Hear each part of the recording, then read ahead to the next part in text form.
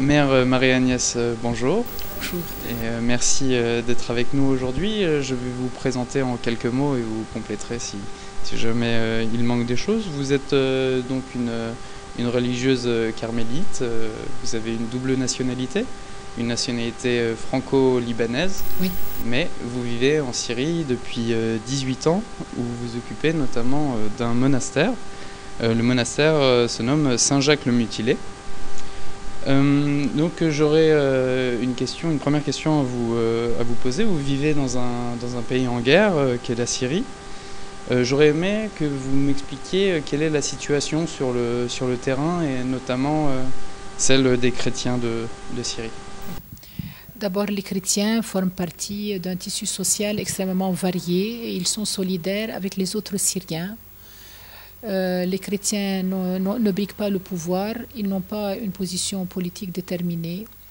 Il y en a qui sont avec la révolution, ce qu'on appelle l'insurrection, mais la majorité s'est abstenue de prendre une position claire. Ils sont plutôt pour la permanence de l'État et pour une transition pacifique vers des structures plus démocratiques. Les chrétiens n'ont pas non plus une force armée, ils n'ont personne pour les protéger et ils s'en remettent aux structures étatiques. Maintenant, dans la vie quotidienne en Syrie, il y a eu une détérioration tout à fait visible de la sécurité de la situation où petit à petit la violence a tout envahi.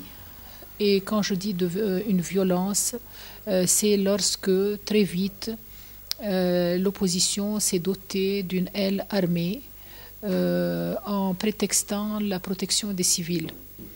En réalité, lorsque ces violences ont éclaté, il y a des méthodes qui ont été utilisées qui sont contraires à la charte de Genève et qui ont mis au contraire en danger la population civile dans son habitat. De quelle méthode Alors, ces méthodes, c'est de s'infiltrer dans les quartiers résidentiels pour en faire des lieux de confrontation armée. Et cela implique l'exode des habitants et la destruction de leur habitat, ainsi que de leurs propriétés, de leurs magasins ou de leurs usines. C'est ainsi qu'aujourd'hui, près de 2,5 millions de Syriens sont déplacés et des régions entières sont totalement dévastées. La dévastation provient du fait qu'un pourrissement de la situation sur place fait que la population civile exsangue et ne pouvant plus faire face aux extorsions de ces bandes armées qui souvent sont des bandits, qui se revêtent, n'est-ce pas, d'un qualificatif de rebelles, dont la finalité est uniquement de s'enrichir, vous voyez, à base d'enlever les gens, de les séquestrer, de demander des rançons, de voler, de violer, de détruire, de piller. À la longue, la population demande l'intervention de l'armée régulière. Et je suis témoin que cette intervention se laisse attendre. Et entre-temps, il y a beaucoup de dommages dans la population civile, beaucoup de morts, beaucoup de personnes assassinées, ciblées parce qu'elles sont des fonctionnaires ou bien des artisans qui maintiennent, n'est-ce pas, le cours de la vie civile. Alors, lorsque l'armée intervient, la population a déjà quitté les lieux. Souvent, l'armée attend que les lieux se vident. Et les confrontations amènent la destruction totale de zones habitées. On a des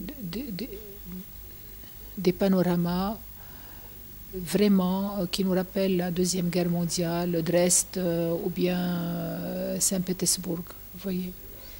Alors, les chrétiens font partie de cette population civile. Déjà à Homs, à cause de l'invasion non justifiée des bandes armées soi-disant de l'opposition dans leur quartier résidentiel en février 2012,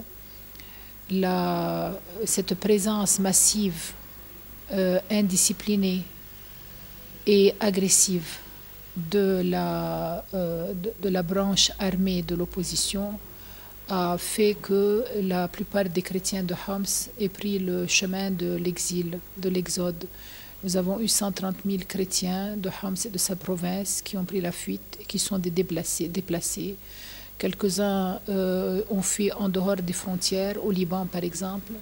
Ceux qui ont pu sont allés en Europe, mais la plupart sont déplacés en Syrie même. Il y a eu des attaques aussi contre des lieux de culte chrétiens? Bien sûr, à l'occasion de ces invasions et les combats concomitants, les lieux de culte ont été effectivement attaqués et partiellement détruits ou totalement et souvent désacralisés avec l'introduction de ces bandes à l'intérieur de ces édifices pour y sévir d'une manière contraire au respect de la confession des autres et de la sacralité des lieux, malheureusement. Alors on verra une petite vidéo sur le sujet tout à l'heure, mais si je comprends bien votre analyse, le problème ne viendrait pas de l'intérieur, mais viendrait de l'extérieur, de bandes armées. D'où viendraient ces bandes et quels intérêts elles ont à semer le trouble dans la Syrie? Alors, ces bandes, d'après donc les analyses et d'après nos informations, la plupart, les 99%, appartiennent à une confession, qui est la confession sunnite en Syrie. Si vous voulez, Madame Hillary Clinton l'a dit elle-même, elle a constaté que la révolution syrienne, qui est un élan légitime vers plus de liberté et de démocratie, a été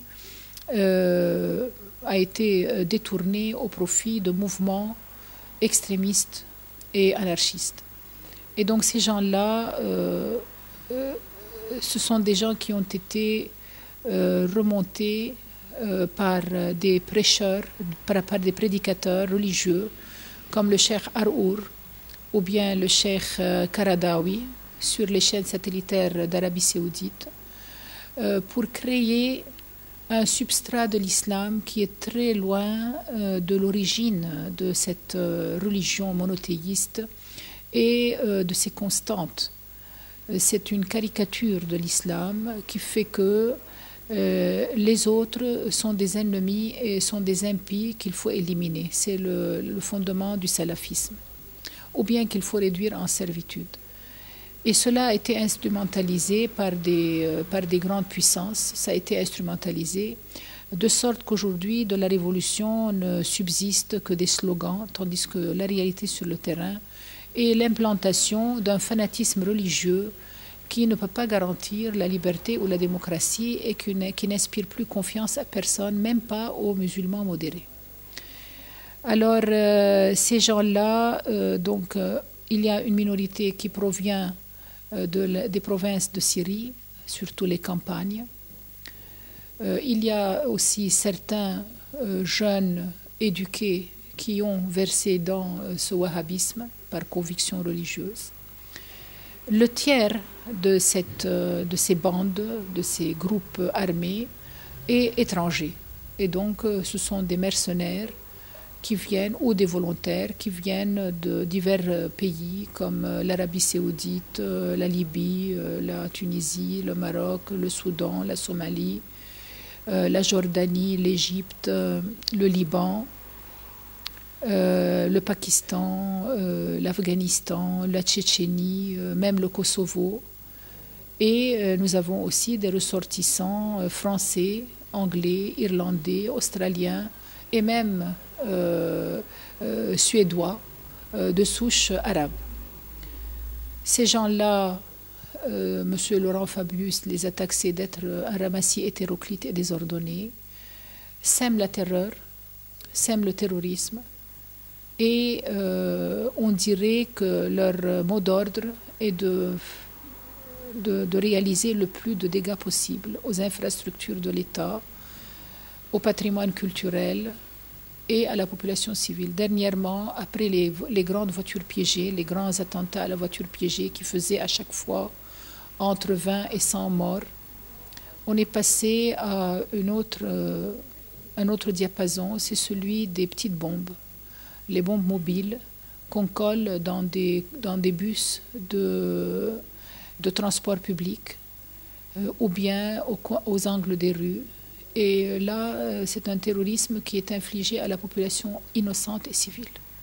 Et alors, indistinctement, ce sont des hommes, des femmes, des enfants, comme l'attentat qui a eu lieu dans le bus d'une école où 29 enfants ont été totalement déchiquetés par l'explosion.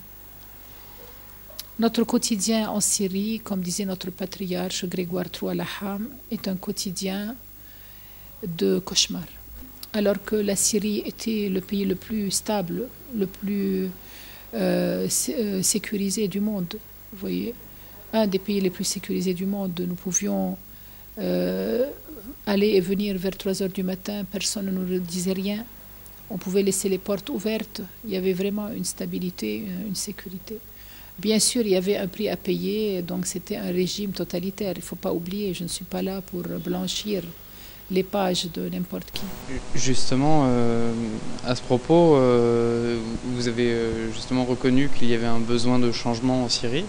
Mais d'un côté, pour l'instant, on a la révolution qui a été détournée donc au profit de puissances étrangères.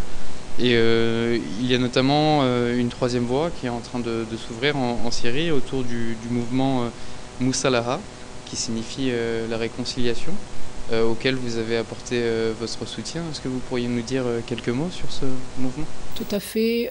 Vous savez, la majorité de la population en Syrie n'est pas polarisée d'une manière politique.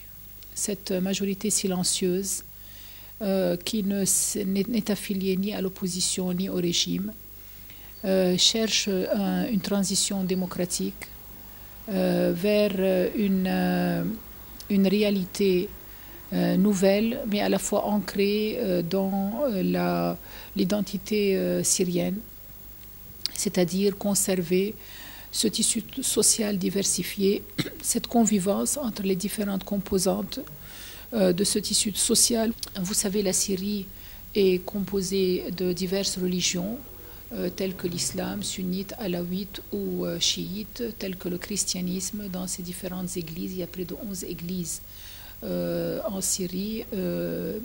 Aussi, vous avez différentes ethnies.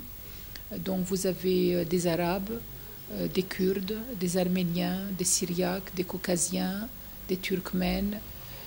Vous avez des minorités religieuses telles que les Ismaélites, les Nusayrites, les Yazidites, les Druzes, peut-être dont vous n'avez jamais entendu parler. Tous ces gens-là, toutes ces diverses composantes vivaient en paix et dans le respect absolu, dans l'égalité des droits et des devoirs. C'est vrai que la constitution syrienne, elle souligne que la source de la législation est le Coran. Mais nonobstant cela, tout le monde était vraiment régi par des lois séculières. Alors la Moussalaha émerge donc de cette aspiration de la population syrienne à demeurer liée entre elles par un pacte social qui est aussi dû à l'autodétermination dont ils ont droit, mais ils ne veulent pas la violence, c'est-à-dire changer à travers la violence ou bien à travers l'ingérence étrangère. Cela rejoint les positions de l'opposition qui se dit interne. Alors l'opposition interne est la majorité de l'opposition, vous voyez, et en plus, à côté de cette opposition, il y a la majorité du peuple syrien qui lui aussi réclame des changements, des réformes, mais dans la paix civile et dans l'autonomie et l'indépendance. Le mouvement de Moussalaha tient compte des diverses aspirations du peuple syrien et aussi de ses affiliations, c'est-à-dire il accepte l'opposition comme il accepte la non-opposition, il les met ensemble et il essaie de négocier donc d'une manière ponctuelle, d'après la situation sur le terrain, la suppression de la violence, la réconciliation, la libération des captifs, rendre la liberté à ceux qui sont kidnappés, même les prisonniers politiques. Et il y a diverses réalisations. Alors Moussalaha se trouve dans toute la superficie de la Syrie. Elle est formée des délégués des religions, de diverses religions, de diverses tribus, de diverses ethnies. Et ce sont les plus grands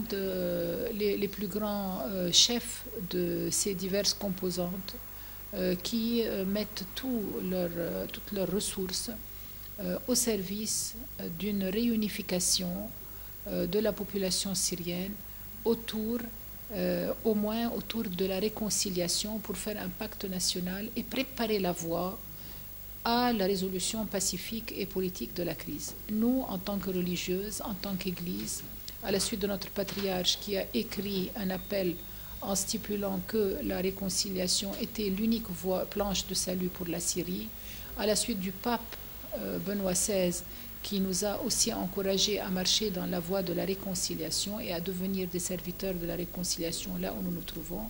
Nous préconisons cette voie de la réconciliation, nous appuyons cette voie de la réconciliation et nous avons créé le groupe international d'appui à la Moussalaha en Syrie qui se trouve actuellement dans diverses capitales en Europe, au Moyen-Orient et en Australie.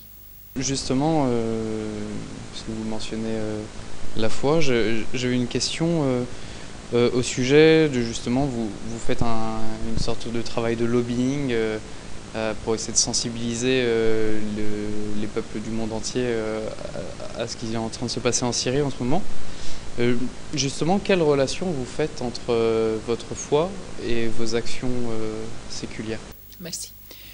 Donc, ma foi est ancrée dans mon cœur, mais aussi dans mon comportement. Et je ne peux pas faire abstraction de mon prochain. Ma foi chrétienne me demande d'aimer mon prochain, non simplement comme moi-même, comme le disait la loi judaïque, mais de l'aimer au point de lui offrir ma vie. Le Seigneur dit, le Seigneur Christ dit, il n'y a pas d'amour plus grand que de livrer, que de donner sa vie pour ce qu'on aime.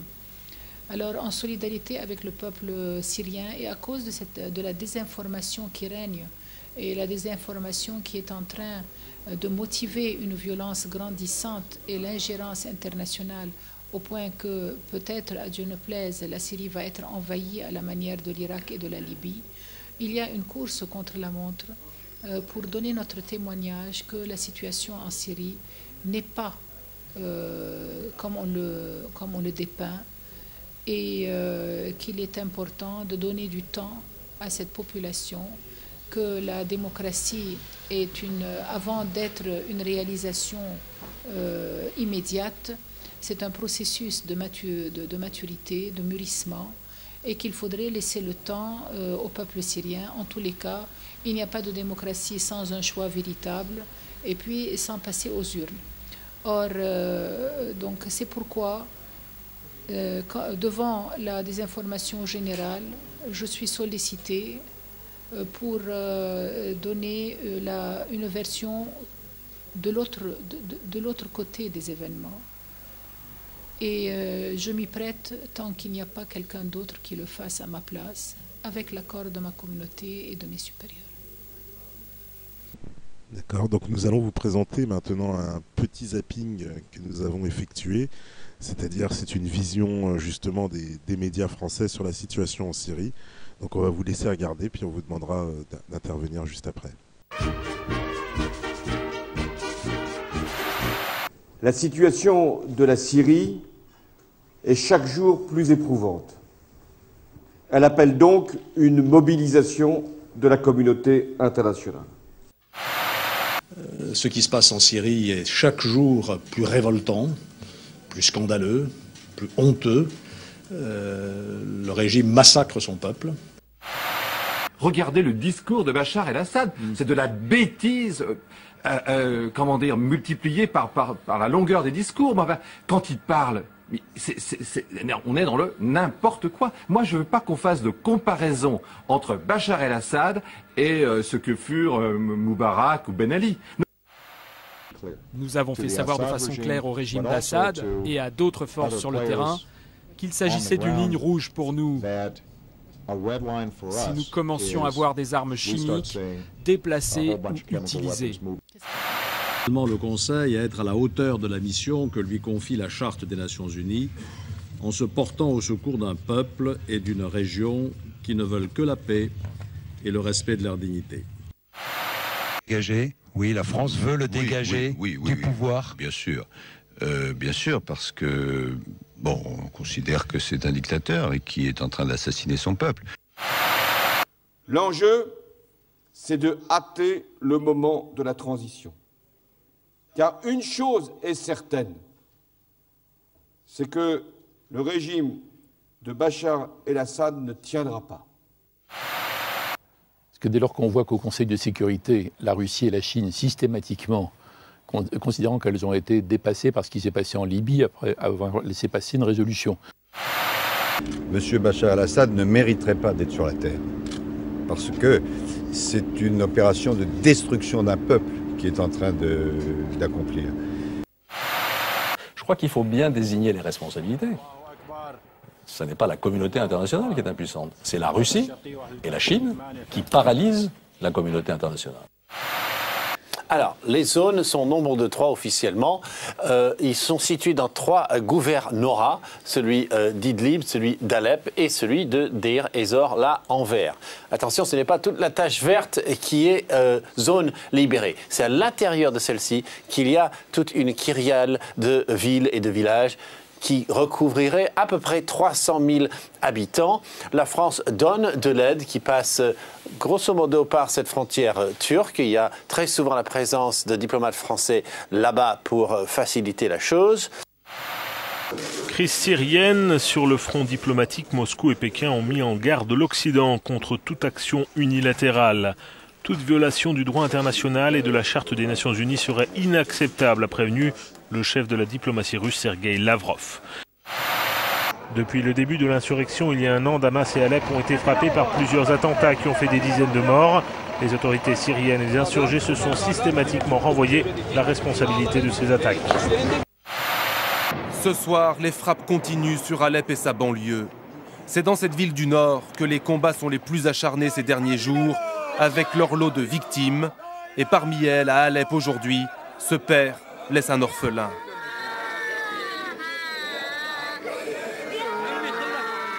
Dans cette voiture criblée de balles, 2 corps, une femme à l'avant, un homme à l'arrière.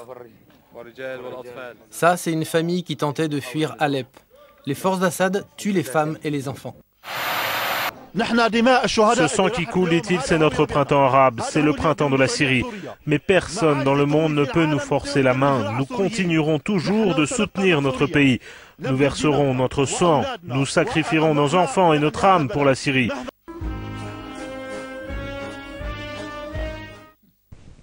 Voilà un petit zapping en fait, qu'on vous a présenté pour montrer un peu la vision que peuvent avoir les Français du conflit.